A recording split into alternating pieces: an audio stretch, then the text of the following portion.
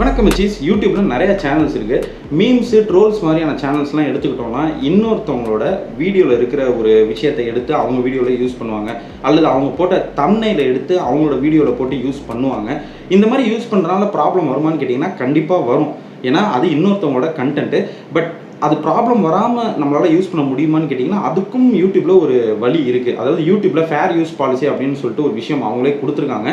அதாவது இன்னொருத்தவங்களோட கண்டென்ட்டை ஒரு எஜுகேஷனல் பர்பஸ்க்காக, ஒரு எக்ஸ்ப்ளனேஷன் கொடுக்கறதுக்காக, ஒரு புரிதலுக்காக நம்ம தாராளமாக நம்மளோட வீடியோவில் யூஸ் பண்ணிக்கலாம். பட் அதை எப்படி யூஸ் பண்ணணுங்கிறதுல நிறைய ரெஸ்ட்ரிக்ஷன்ஸ் இருக்குது.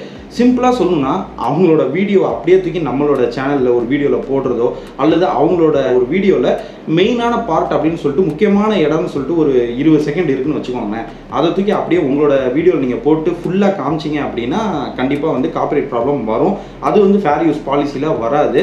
பட் அதே நேரத்தில் அவங்களோட வீடியோவில் இருக்கிற ஒரு 3 to 4 செகண்ட்ஸ் கிளிப்பு, அல்லது ஒரு 2 செகண்ட்ஸ் கிளிப்பு, அல்லது ஒரு 5 to 10 செகண்ட்ஸ், மினிமம் 10 செகண்ட்ஸ்க்குள்ளே இருக்கிற கிளிப்பை நீங்கள் எடுத்து உங்கள் வீடியோவில் தாராளமாக யூஸ் பண்ணிக்கலாம். இது எல்லாமே ஃபேர் யூஸ் பாலிசியில் தான் வரும்.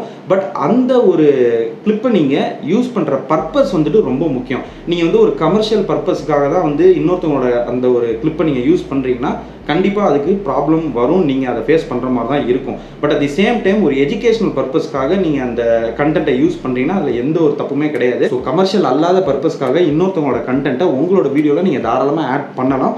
ஒரு குறிப்பிட்ட டைமிங்குள்ளே ஃபுல்லாகவும் ஆட் பண்ணிடக்கூடாது. அதே நேரத்தில் அந்த வீடியோவில் அவங்க ஹார்ட் ஆஃப் தி வீடியோன்னு சொல்லிட்டு ஒரு சில விஷயங்கள்லாம் வச்சுருப்பாங்க இல்லையா, அதை டேரெக்டாக தூக்கி உங்கள் வீடியோவில் காமிக்கிறது அதையும் வந்துட்டு நீங்கள் பண்ணக்கூடாது. எல்லாத்துக்கும் மேலே ஏதாவது ப்ராப்ளம் வந்துச்சு அப்படின்னா டேரெக்டாக அந்த காப்பிரைட் ஓனர்கிட்டே நீங்கள் வந்து பேசணும். மெயில் மூலியமாகவோ அல்லது அவங்கள காண்டாக்ட் பண்ணி, அவங்களோட மெயில் ஐடி எல்லாமே வந்துட்டு யூடியூப்லேயே உங்களுக்கு கொடுப்பாங்க. ஸோ அவங்கள காண்டாக்ட் பண்ணி இந்த மாதிரி இந்த பர்பஸ்க்காக தான் நான் உங்களோட கண்டென்ட்டை யூஸ் பண்ணியிருக்கேன் அப்படின்னு நீங்கள் எக்ஸ்பிளைன் பண்ணுங்கள். அவங்க அதுக்கு மேலேயே வந்துட்டு இல்லை எனக்கு இதில் உடன்பாடு இல்லை, நீங்கள் அதை டெலீட் பண்ணுங்கன்னு சொல்லிட்டாங்கன்னா ஓகே நோ ப்ராப்ளம்னு சொல்லிட்டு நீங்கள் அந்த கண்டென்ட்டை நான் டெலீட் பண்ணிடுறேங்க, நீங்கள் வந்து காப்பிரைட் ஸ்ட்ரைக்கை கொடுத்துருந்தாங்க அப்படின்னா அதை ரிமூவ் பண்ணிடுங்கன்ற மாதிரி அவங்கள்ட்ட நீங்கள் சொல்லிவிட்டு ஸ்ட்ரைக்கை ரிமூவ் பண்ணதுக்கப்புறம் அந்த வீடியோ வந்து நீங்கள் டெலீட் பண்ணி விட்டுறலாம்.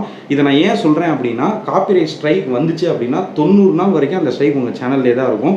அந்த ஸ்ட்ரைக் எக்ஸ்பைரி ஆகிறதுக்கு 90 நாள் ஆகும். நிறைய பேருக்கு இருக்கிற ஒரு டவுட் என்னென்னா இந்த 90 நாளில் நம்மளால் வீடியோஸ் போட முடியுமான்னு கேட்டிங்கன்னா அப்சல்யூட்லி தாராளமாக நீங்கள் வீடியோஸ் போடலாம், பிரச்சனையே கிடையாது.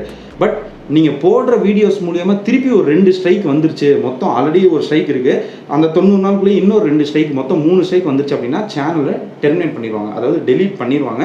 ஸோ 90 நாளுக்குள்ளே 3 ஸ்ட்ரைக்குக்கு மேலே வராமல் நம்ம பார்த்துக்கணும். இதுக்கு பெஸ்ட் ஆப்ஷன் என்னன்னு கேட்டிங்கன்னா அந்த வீடியோ நீங்கள் எடுத்தோடனே டெலீட் பண்ணி விட்டுறாதீங்க. அதையும் நான் திரும்ப சொல்லிக்கிறேன். காப்பிரைட் கிளைம் வந்துச்சு அப்படின்னா நீங்கள் அந்த வீடியோ டெலீட் பண்ணி விட்டு அந்த கிளைம் வந்துட்டு ரிமூவ் பண்ணி விட்டுலாம். பட் ஸ்ட்ரைக் வந்துச்சு அப்படின்னா நீங்கள் வீடியோ டெலீட் பண்ணக்கூடாது. காப்பிரைட் ஓனரை காண்டாக்ட் பண்ணி அவங்கள்ட்ட பேசி ஒரு முடிவுக்கு வந்ததுக்கப்புறம் அவங்க ஸ்ட்ரைக்கை ரிமூவ் பண்ணதுக்கப்புறம் தான் அந்த வீடியோ நீங்கள் டெலீட் பண்ணணும். ஸோ இதுதான் வந்துட்டு fair use policy. Fair use பாலிசியை பொறுத்த வரைக்கும் அடுத்தவங்களோட கண்டென்ட்டை உங்களோட வீடியோஸ்க்கு நீங்கள் தாராளமாக யூஸ் பண்ணலாம். பட் எதுக்காக யூஸ் பண்ணுறீங்கன்றது முக்கியம். அதே மாதிரி எவ்வளோ நேரம் யூஸ் பண்ணுறீங்க, எந்த பார்ட்டை யூஸ் பண்ணுறீங்கன்றதும் முக்கியம். இதை மட்டும் உங்கள் மைண்டில் வச்சுக்கோங்க. முடிஞ்ச வரைக்கும் அந்த மாதிரி அடுத்தவங்களோட கண்டென்ட்டை அவாய்ட் பண்ணுறது நல்லதுங்க. ஏன்னா ஓன் கண்டென்ட் வீடியோஸ்க்கு தான் இன்றைக்கி ரீச் அதிகமாக இருக்குது. ஸோ நிரந்தரமாக யூடியூப்பில் ஒரு ரெவன்யூ நீங்கள் பார்க்கணும்னு நினச்சிங்கன்னா முடிஞ்ச வரைக்கும் இந்த மாதிரி பிரச்சனை வரக்கூடிய கண்டென்ட் எல்லாத்தையுமே தவிர்த்துருங்க. உங்களோட ஓன் கண்டென்ட்டை மட்டும் நீங்கள் வீடியோஸாக போஸ்ட் பண்ணுங்கள். என்னோட ஒரு சின்ன ரெக்வஸ்ட் அவ்வளோதான். மற்றபடி உங்களுக்கு எதில் திறமை இருக்கோ நீங்கள் அதில் தாராளமாக பூந்து விளையாடுங்க, அது உங்களோட விருப்பம். ஸோ உங்களோட தனிப்பட்ட ஃப்ரீடம் அது, அதை நான் கண்டிப்பாக எந்த விதத்துலையும் வந்துட்டு தடுக்க மாட்டேன்.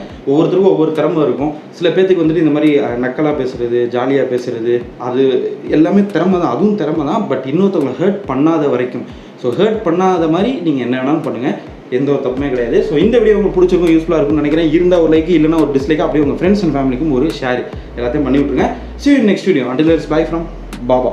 Bye.